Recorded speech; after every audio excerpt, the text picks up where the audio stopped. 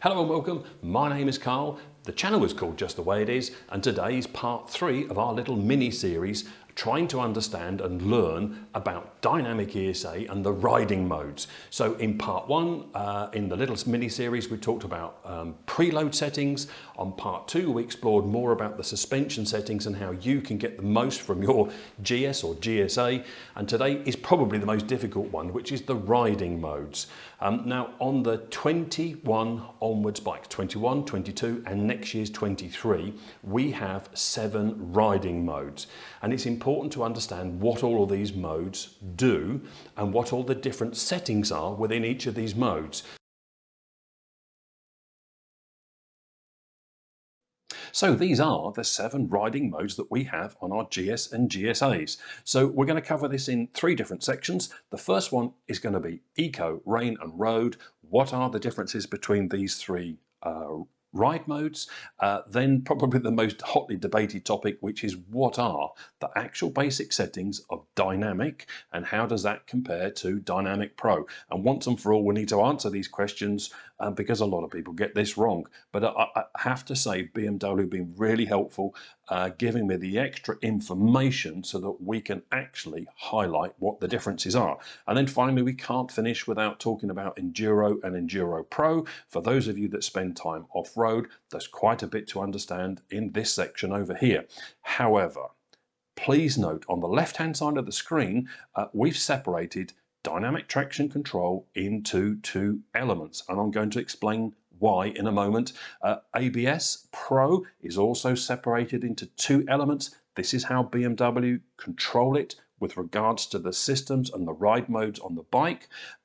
This is going to be the throttle response and engine maps. They are different between the modes. We need to talk about those. And then I'm going to do a quick talk about the MSR and the DBC systems, how BMW have tackled these compared to everybody else, and give you some real world examples of how they do this. So let's go back to the intro and carry on. So credit has to go where it needs to go. So BMW, thank you very, very much. You have spent a lot of time answering some very difficult questions from me. They sent me this very early on when I was trying to put this episode together. But even with this document, which is like a flow chart of what's happening when and where under what conditions, it's still left a lot of gaps in terms of under different scenarios and different conditions, which systems are working and having control. So I posed them, I don't know, 20 or 30 different questions for different scenarios and different riding modes and for further clarification for this document. So what we're going to work with today, I'll put a little clip up of it here, is a spreadsheet that I've created that's got a lot of information. So you're going to need to do lots of pausing. So how I'm going to structure today is we're going to do a little section for each individual riding mode. So we've got Eco through to Enduro Pro. So let's start with Eco, Rain and Road. The first thing we just need to pay attention to is these 3 arrows. These are just highlighting that there is no adjustment. These are fixed settings. We can't adjust the ABS, the traction control or the throttle maps. And also down the bottom here, these 2 sections, MSR and DBC, they're all set to maximum for all 3 modes. And I'm going to explain them later in this episode in more detail. So let's get down to what are the actual differences between these 3 modes. Well, in Eco mode, they have a very special throttle map and throttle response setting. It is based on this mode over here, which BMW call Rain, but what they actually do, I've called it Rain Plus, but they actually reduce the torque of the motor to improve fuel economy. That is the main difference in Eco. When we move over to Rain mode, this has 2 changes. The first one being the DTC setting, the dynamic traction control. This is a very special setting for wet roads or slippery surfaces. And this is a great mode and it offers the most amount of traction control safety. So if it's raining or slippery, this is the mode to be in. But also they have a slightly different throttle map in Rain mode. It's not the same as Road over here. It's a lot softer. And what BMW says, this is optimal for wet, slippery surfaces to give you maximum control of the throttle. So then moving over finally to Road, this is when things start to improve and get more performance orientated. So you'll notice that the dynamic traction control character is now fixed at road. The ABS Pro mode stays in road, but the most importantly, the big change is the throttle response or the throttle map. Things now start to happen a lot quicker. When you twist that throttle, you have easier, simpler access to the power of the bike, and this is the main difference when we start to move upwards from road mode. So let's move on to the next three. Or you can pause this screen and have a read if you like. So now we're going to look at dynamic mode, and this is where things get very interesting. So again, we're going to refer to the chart and I'll explain all the different elements and the different settings of all those different things as we go through. So let's have a look at dynamic mode. So this is the big one, this is the complicated one. The first thing we need to highlight is this vertical column here underneath the ride mode dynamic. These are all the settings, and the settings that you can't find anywhere in your manuals, explaining what the actual differences are between these modes. So what we need to look at is the DTC, which is this one here I'm circling. In dynamic mode, the wheelie element of the DTC changes to minimum. So there is a possibility of the front wheel coming up ever so slightly. I think it's set somewhere between 20 and 30 centimeters of lift, and then it detects that and puts that front wheel firmly back on the road. And then in the ABS Pro mode setting, we're in dynamic, but this is again where they start to separate different elements out within each of these categories. So you then have rear wheel lift detection change from maximum to medium. So what happens here is the rear wheel may start to hop, skip and jump when you're braking hard for a corner entry, for example. So you need to be aware that in dynamic this is possible. Also, the last thing that changes is the MSR, the engine braking or the engine brake torque control. This now moves from maximum to medium. So to answer one big question, this vertical column here, if you go into and make changes within the dynamic pro mode setting, but you choose the word dynamic in regards to the DTC setting over here, you choose the word dynamic with regards to the ABS Pro mode, and you choose the word dynamic for throttle adjustment or throttle mapping, then you'll notice that this vertical column here will then be an exact mirror, in other words, exactly the same as the standard dynamic mode. So it is possible to move over to Dynamic Pro to have exactly the same settings as the normal dynamic mode. However, what they do give us is all this flexibility within this section highlighted as yes, it's adjustable. So let me give you a couple of examples before we move on to what these blue sections are. So if you like the general feel of the dynamic mode here, which is this vertical column which we're highlighting, but for example, the one thing you would like to change is the throttle response. In other words, you don't quite like that fast response of the throttle and you want something softer, BMW will allow you to do that. So you would then go into Dynamic Pro mode, you would choose Dynamic, which is this one here, for the DTC setting. You would choose Dynamic for the ABS Pro setting. But when you got to what BMW refer to as engine mode, you could then downgrade it from Dynamic to road to give you a slightly softer, easier responding throttle. And if that wasn't enough, you could then downgrade it again to the rain mode throttle response. So that is an example of what you can do if you like the general feel of the dynamic mode, but you want to make one adjustment, for example, to throttle response. So let's give you one more example. Again, you like the general feel of dynamic mode, but actually you want a little bit more safety, a little bit more protection within the ABS Pro mode, and you don't like the idea of the system allowing your rear wheel to lift or hop and skip and jump under hard braking. So again, you can change that. So you would then go into Dynamic Pro mode, you would select the main DTC character here on the left as dynamic, but when you got to the ABS Pro mode, instead of selecting dynamic, you can downgrade to the road mode, which then moves in terms of ABS and lift-off detection, everything into the standard, most safe setting the bike is capable of giving you. So the ABS Pro mode moves from dynamic to road, and the lift-off detection reduces from medium back to maximum. So that's another example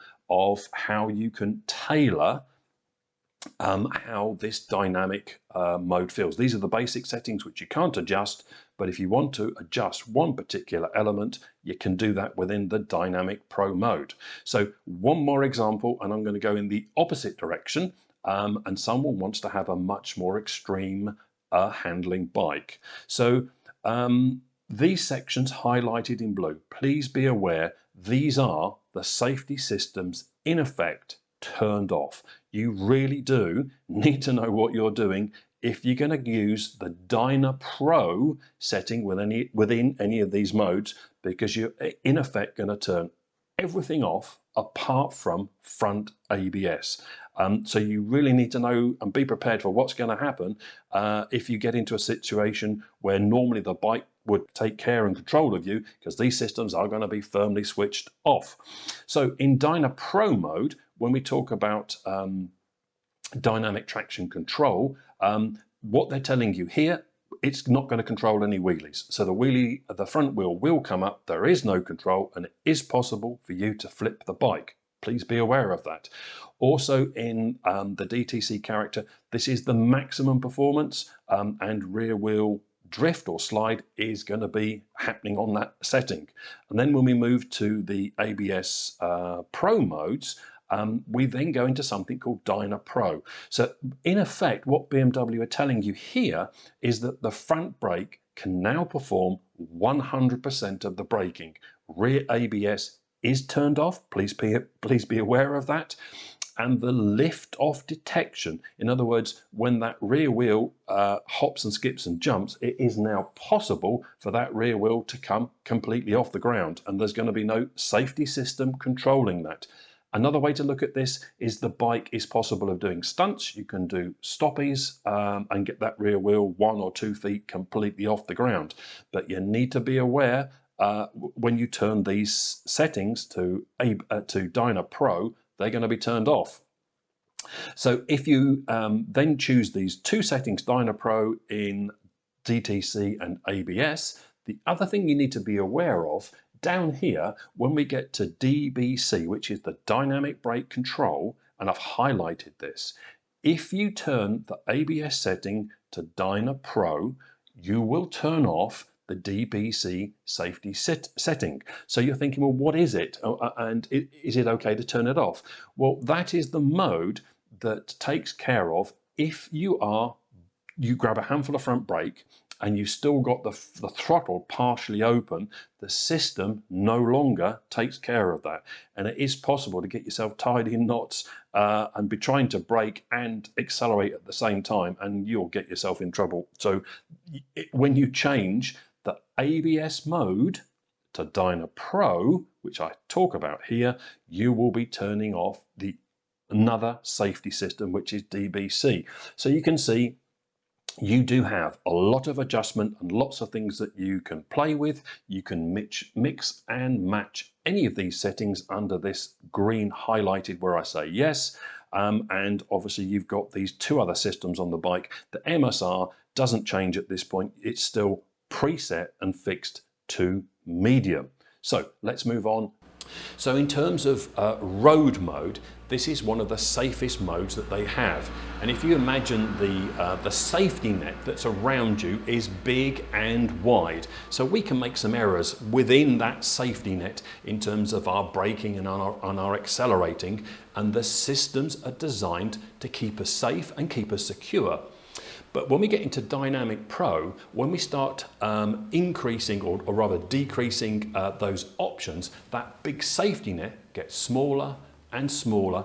In other words, it gets closer to us. So then we end up with a safety net that is really quite small, and the error of margin that we can make as riders with the motorbike is really small. And if we step outside of this little tiny safety circle around us, we could get into a whole lot of trouble really very, very quickly. especially when you start messing around with the dynamic traction control and the ABS settings. So you have to be really sure you know what you're doing, and most importantly, you're ready for what's going to happen. So if you're braking quite hard for corner entry and you're in the wrong ABS mode and that rear wheel locks up, you need to know what you're doing, because it's a big heavy bike when this starts to move around. The same goes with turning off the wheelie control. In dynamic mode, the system allows a little bit of front wheel lift. And if you're hard on the gas in first gear, most of you would have experienced this.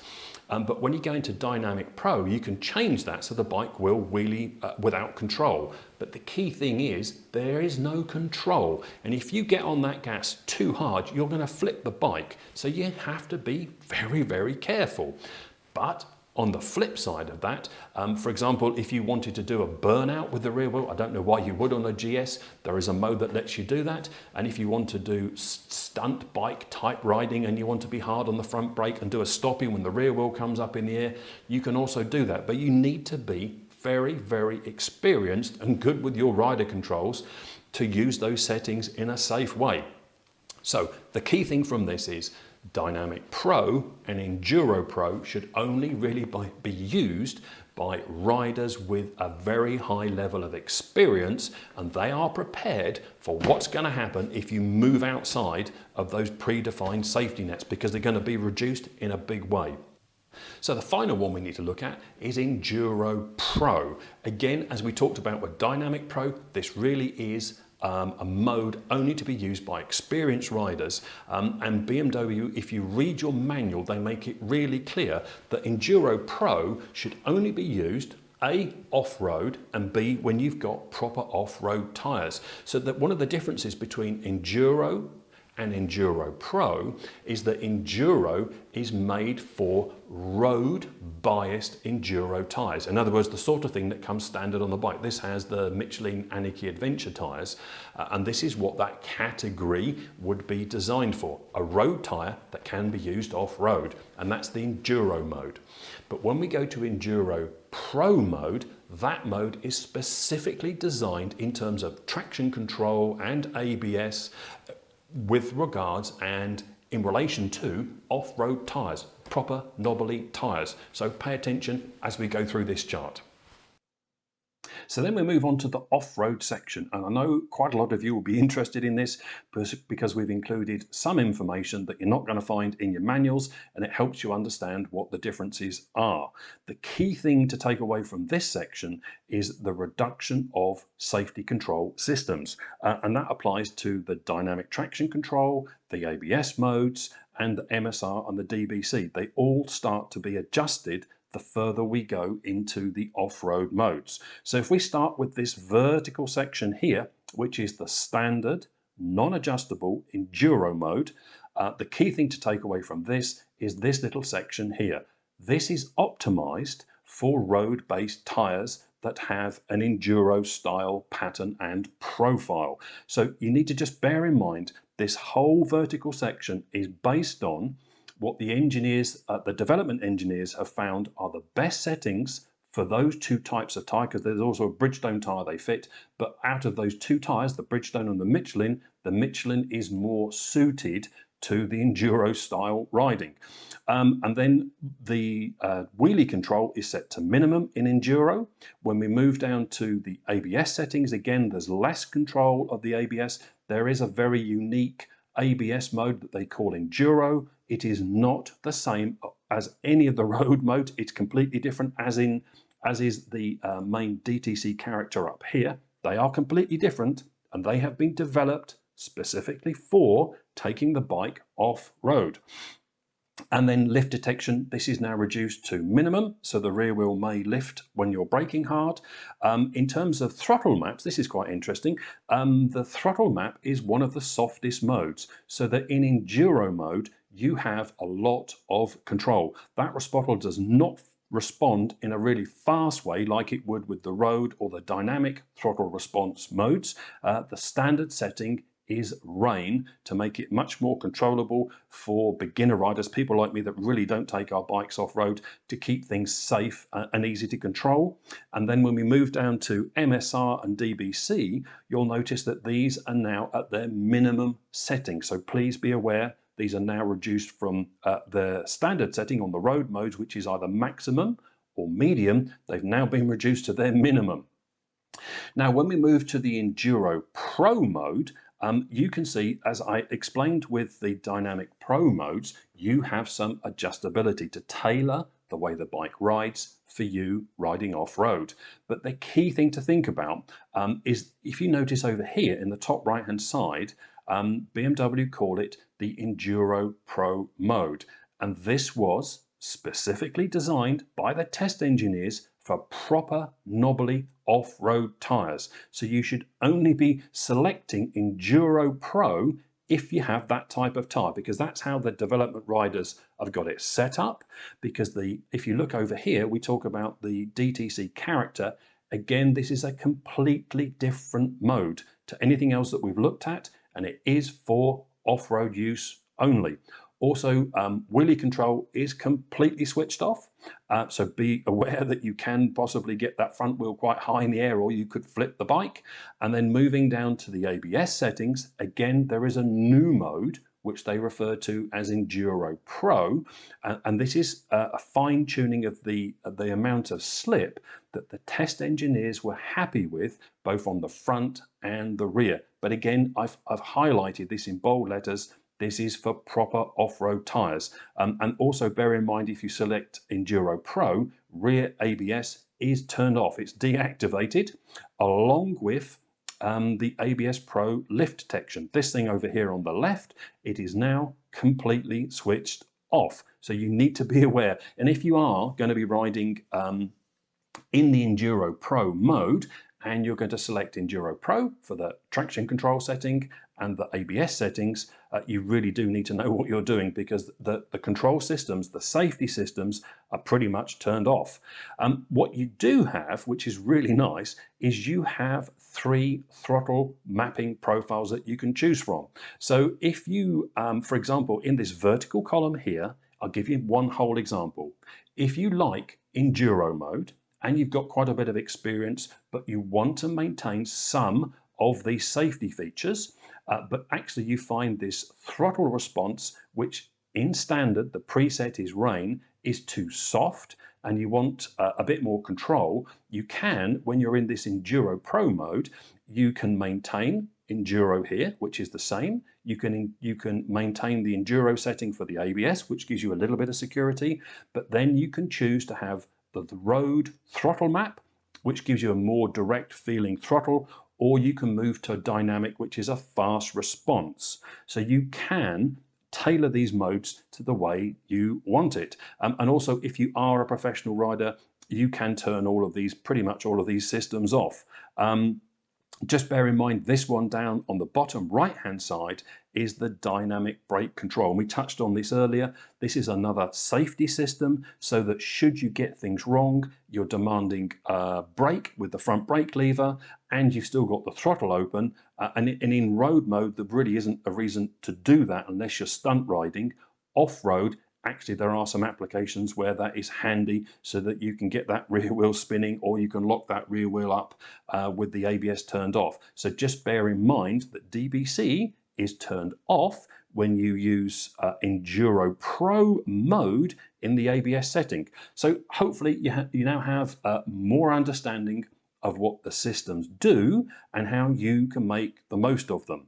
So hopefully, as we get to the end of this episode, you've done very well. We've covered an awful lot of technical topics in just this episode alone, and with the 3 parts that we've covered in this little mini series, there's been a lot to take on board. So thank you very much for staying with me, but I hope you've enjoyed it and you've learned something. Even if it's just one little thing, I've achieved my goal. Now, earlier on, right at the beginning of this episode, I shared that I asked BMW, do the ECU systems on these bikes learn? And their answer was no, but. So I just need to explain that. On cars, ECUs work in a similar way, but they are, and they can be on some cars, much more advanced. And in those cases, those systems are they're almost like artificial intelligence. They do learn how you drive a car, and they can adopt different profiles to suit the way that you drive the car. I think it's coming. I think BMW are being a bit cautious with their answer to me about that. And for example, if, like me, you're a mechanic and you started working on cars in the 80s and 90s, you'll know and you'll remember when ECUs first came out, they used to record mileage. And then as the ECUs progressed, they started to record the amount of hours that a car had covered. And it was very important with the early ECUs to keep a 12-volt feed to that ECU. So when a car came into a workshop, we were under strict instructions. If we were going to do a battery replacement, disconnect the battery, take it out and put another one in, we had to put an additional 12-volt supply, normally via the cigarette lighter, to keep the ECU powered so it didn't lose all its memory. Now you need to just think about this for a second, because a brand new engine with 0 kilometers or 0 miles has completely different fueling requirements and mapping requirements to an engine that's done 60,000 miles or 100,000 kilometers. There is a difference, and they have to be fueled in a different way. And this is why very early on, for those us mechanics that have been at it for a long time, there was quite a lot of tuning to do with the early cars. Cars would go out of tune. And part of that was that there's a wearing process within these engines. So I think there's a lot more to come. I'm pretty sure there's a lot that BMW aren't telling us, and this is completely acceptable because they're looking to improve their bikes and make themselves head and shoulders above everybody else. And all of the manufacturers have their own little secrets, their own sorts of development going on with regards to the ECUs. So I think what I'm trying to say is, in future, more advanced ECUs will come into play, and we can expect to see more control and more management. So as I said right at the very beginning, I really do need to say thank you to BMW. They've been very patient with me, giving me access to their technical team and asking lots of very difficult questions so that I could better understand the systems on the bike, so that I can explain it to you in a much simpler way, so that everybody of all abilities has the chance to understand how these wonderful bikes work. So hopefully now, with this little dynamic ESA and riding mode series done, you know how to use the suspension and get the most from that. And now with today's riding modes, you've got everything you need to spend some time learning out on the road how to get the best from your bikes. So what comes up next? Well, I've started with creating the episode for these new indicators, the replacement daylight running lights for the front and the multifunction indicators on the rear. As you saw from the end of last episode, they've been removed. I've finished my testing. It's been about a month now.